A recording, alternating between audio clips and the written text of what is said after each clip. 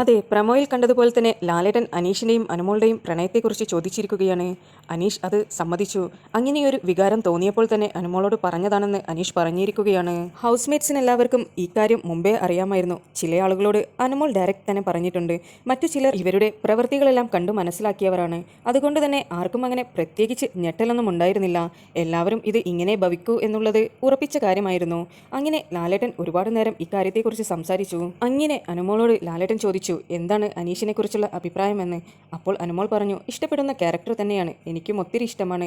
അനീഷേട്ടൻ പഴയ പോലെയല്ല, ഒരുപാട് മാറിയിരിക്കുന്നു, ആർക്കും ഇഷ്ടപ്പെടും എന്നെല്ലാമായിരുന്നു അനുമോൾ പറഞ്ഞത്. ഇത് കേട്ടപ്പോൾ ലാലേട്ടൻ ചോദിച്ചു, അനീഷ് പ്രപ്പോസ് ചെയ്തതിനെക്കുറിച്ച് അനുമോളുടെ അഭിപ്രായം എന്താണെന്ന്.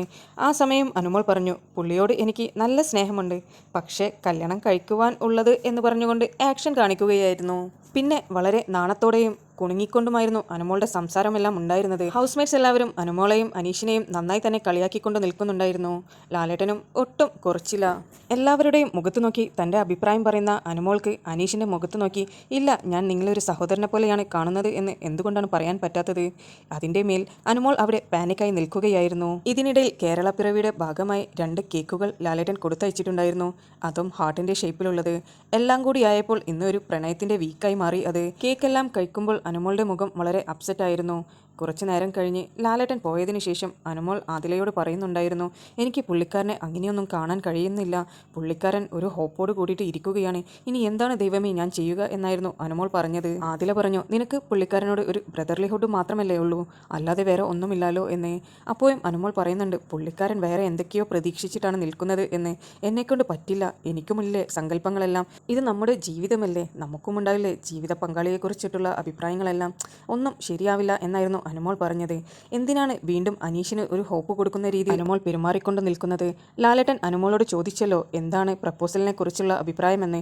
അപ്പോൾ തന്നെ അനുമോൾക്ക് പറയാമല്ലോ, അനീഷേട്ടനെ ഞാനൊരു സഹോദരനെ പോലെയാണ് കാണുന്നത് എന്നുള്ളത്. എന്തുകൊണ്ടാണ് അനുമോൾ അത് പറയാതെ വീണ്ടും ആ പാവത്തിന് ഹോപ്പ് നൽകിയിരിക്കുന്നത്? സത്യം പറഞ്ഞാൽ അനുമോളുടെ പ്രവൃത്തിയും അനുമോൾ സംസാരിക്കുന്നതും തമ്മിൽ ഒട്ടും മാച്ചില്ലാത്ത പോലെയാണ് പോകുന്നത്. അനീഷിനെ കുറിച്ച് പറയുമ്പോൾ വളരെ നാണത്തോടെയും കുണുങ്ങിക്കൊണ്ടുമാണ് അനുമോൾ പെരുമാറുന്നതും സംസാരിക്കുന്നതും. അത് കഴിഞ്ഞ് കുറച്ചു നേരം കഴിഞ്ഞിട്ടാണ് അനുമോൾ അദ്ദേഹത്തിനെ ഒരു സഹോദരനെ പോലെയാണ് കാണുന്നത് എന്ന് പറയുന്നത്. ഇത് ഒറ്റയടിക്ക് അനീഷിൻ്റെ മുഖത്ത് നോക്കി പറഞ്ഞാൽ എന്താ? ചേട്ടനെ ഞാൻ അങ്ങനെയൊന്നും കണ്ടിട്ടില്ല, ചേട്ടനെ ഞാൻ ഒരു സഹോദരനെ പോലെ മാത്രമേ കണ്ടിട്ടുള്ളൂ, എനിക്ക് അങ്ങനെയേ പറ്റൂ. പിന്നെ എൻ്റെ വിവാഹ സങ്കല്പത്തിലുള്ള ആൾ ചേട്ടനെ പോലെ അല്ല എന്നുള്ളത് തുറന്നു പറയാൻ അനുമോൾക്ക് എന്താണ് ഇത്ര മടി? എന്തായാലും ഇന്നത്തെ എപ്പിസോഡോടുകൂടി അനീഷിന് വീണ്ടും മനസ്സിൽ ഒരു ഹോപ്പ് നൽകുന്ന രീതിയിലുള്ള എപ്പിസോഡ് തന്നെയാണ്. ഇനി എന്താകുമെന്നുള്ളത് വഴിയെ കണ്ടറിയാം. നിങ്ങൾക്ക് ബിബിയുടെ പുതിയ അപ്ഡേറ്റ്സ് അറിയുവാൻ താല്പര്യമുണ്ടെങ്കിൽ എൻ്റെ ചാനൽ സബ്സ്ക്രൈബ് ചെയ്ത് സപ്പോർട്ട് ചെയ്യുക.